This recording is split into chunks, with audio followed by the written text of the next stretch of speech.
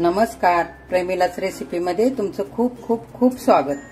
तर आज आपल्याला करायचे लाल भोपळ्याची अगदी आंबट गोड तिखट अशी चटपटीत भाजी तयार करायची। तर आपण काय काय साहित्य घेतलंय ते लगेच बघूया। हे बघा, मी असा हा लाल भोपळा स्वच्छ धुवून त्याचं साल काढून मी अशा फोडी करून घेतल्यात मोठ्या मोठ्या। अर्धा किलो भोपळा घेतलाय मी। इथे मी धणे घेतलेत 1 चमचा, 1 चमचा बडीशेप घेतले, 1 चमचा ही धणे पावडर घेतले, इथे अर्धा चमचा काळं तिखट घेतले। हे मी सुकं खोबरं भाजून वाटून घेतलंय हे थोडंसं। इथे मी सब्जी मसाला घेतला 1 चमचा, इथे गरम मसाला घेतला 1 चमचा। हे लसूण, आलं आणि मिरची ह्याची चमचाभर पेस्ट घेतली ही। हे बेडगी मिरची 1 मी तुकडे करून घेतली फोडणीसाठी। इथे कढीपत्ता आणि 1 गुळाचा मी छोटासा तुकडा घेतलाय। जिरे घेतले 1 चमचा, मोहरी 1 चमचा, कसुरी मेथी घेतली 1 चमचा। हे कलोंजी आणि मेथी दाणे घेतलेत, हे अर्धा चमचा घेतले। इथे मी काश्मीरी लाल तिखट आणि आमचूर पावडर 1 चमचा घेतले। इथे तीळ आणि खसखस घेतले मी, हा 1 चमचा घेतले। इथे मी शेंगदाण्याचं कूट करून घेतले हे 2 चमचे। हे छान भाजून घेतले शेंगदाणे आणि ते कूट करून घेतले। इथे थोडासा लसूण घेतला चिरून 5-6 पाकळ्या। हे घरचं लाल तिखट, कांदा लसूण मिसळलेलं, कांदा लसूण खोबरं मिसळलेलं। हे मीठ चवीनुसार आणि आता ही कोथिंबीर आणि तेजपत्ता। तर लगेच आता आपण सुरुवात करूया करण्यासाठी। बघा, मी आता तवा गरम करण्यासाठी ठेवलाय। आपल्याला थोडेसे धणे, ही बडीशेप 1 चमचा आणि थोडेसे जिरे हे सगळं भाजून घ्यायचे। हलका असं सुगंध सुटेपर्यंत भाजायचे। त्याच्यामध्येच आपण हे 1 चमचा तीळ आणि खसखस पण घालूया आणि हे चांगलं भाजून घेऊया। हे बघा, धने, जिरे, बडीशेप, खसखस आणि तीळ हे आता भाजून झाले। आता आपण गॅस बंद करूया आणि हे मिक्सरच्या भांड्यामध्ये वाटून घेऊया बारीक। हे बघा, हे सगळं भाजून घेतलेलं आपण आता वाटून घेतलंय मी असं मिक्सरमध्ये। हे असं रवाळच केलेलं आहे हे बघा। आता आपण भाजी करण्यासाठी सुरुवात करूया। बघा, आता मी हे भांड गॅसवरती मांडून घेतले। आता गरम झाले भांड। मी तेल घालून घेते। आता आपण 2 पळ्या तेल घालूया। तेल चांगलं गरम होऊ द्यायचे आधी। तेल आता चांगलं गरम झाले। आपण पहिल्यांदा जिरे टाकूया। आता मोहरी टाकूया। जिरे आणि मोहरी चांगली फुले द्यायची। हा लसूण टाकूया आपण, असा चिरून घेतलाय मी 5-6 पाकळ्या।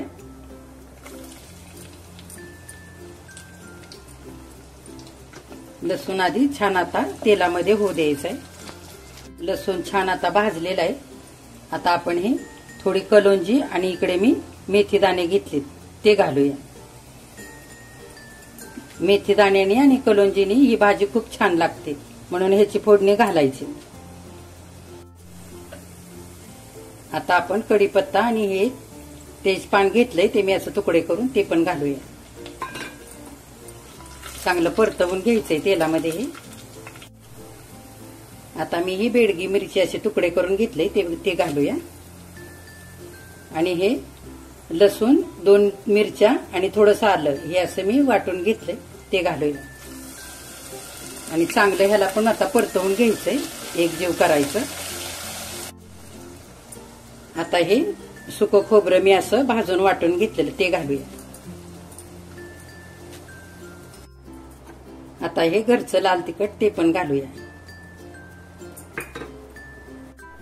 आता हे बेडगी मिरचीचं लाल तिखट घेतलंय मी 1 चमचा आणि आमचूर पावडर हे पण घालूया।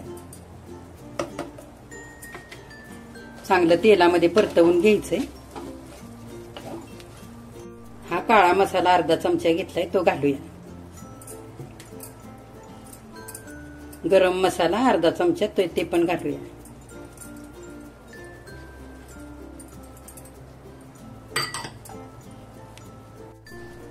आता धने पावडर घेतली मी 1 चमचा ते घालूया. हा सब्जी मसाला घेतला 1 चमचा ते पण घालूया. चांगलं परतवून घेऊया. आता हे वाटण करून घेतलेलं ते घालूया.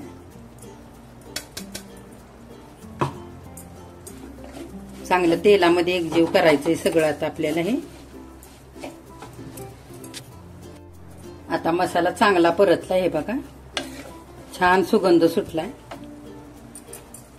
आता हा भोपळा आपण टाकून घेऊया ह्याच्यामध्ये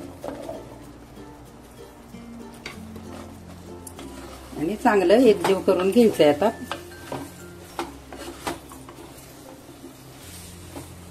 आता आपण हा थोडासा गूळ घेतलाय तो घालूया आणि थोडासा हिंग तो पण घालूया आणि आता चांगलं एकजीव करूया. आता ही कसुरी मेथी आपण हातावरती अशी चुरून घालून घेऊया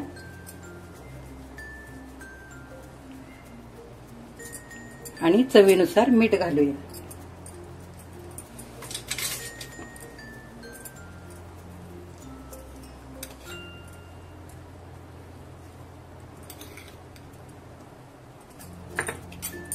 थोडीशी कोथिंबीर घालूया आणि थोडंसं ओलं खोबरं घालूया आणि आता एकजीव करूया सगळी भाजी.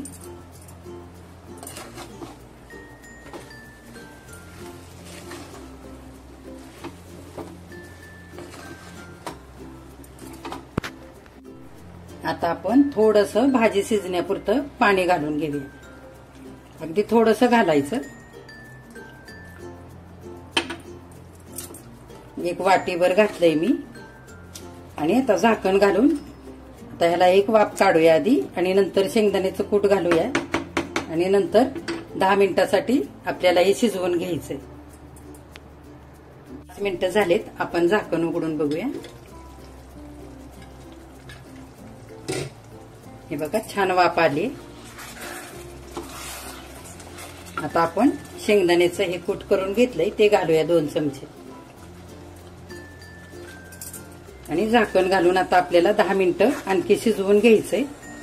साधारण 15 मिनिटं लागतात भोपळ्याची भाजी शिजण्यासाठी. आपण झाकण घालूया. ही भाजी तुम्ही भाकरी सोबत चपाती सोबत खाऊ शकता. डाळ भाताबरोबर तोंडी लावण्यासाठी सुद्धा खूप छान आहे. आता आपण 10 मिनिटं असं झाकण घालून शिजवून घेऊ. बघा 5 मिनिटं झालेत. आपण एकदा आता उघडून चांगली भाजी हलवून घेऊया म्हणजे खाली चिकटणार नाही.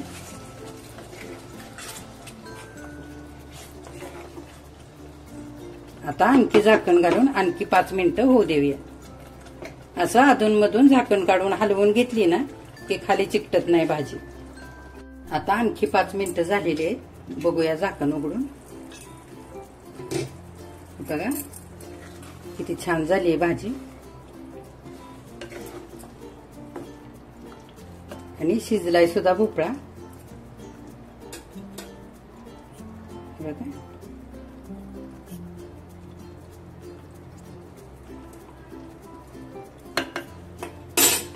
आता आपण थोडीशी कोथिंबीर घालूया वरून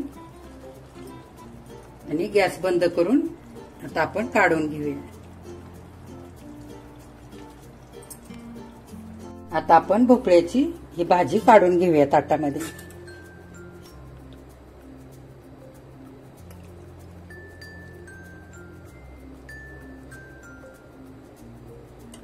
हे बघा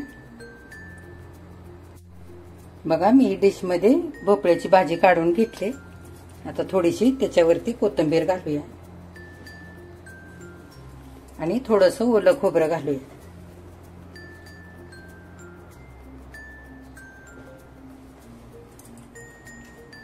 आता खाण्यासाठी तयार झाली आहे भाजी. हे बघा अशी आपण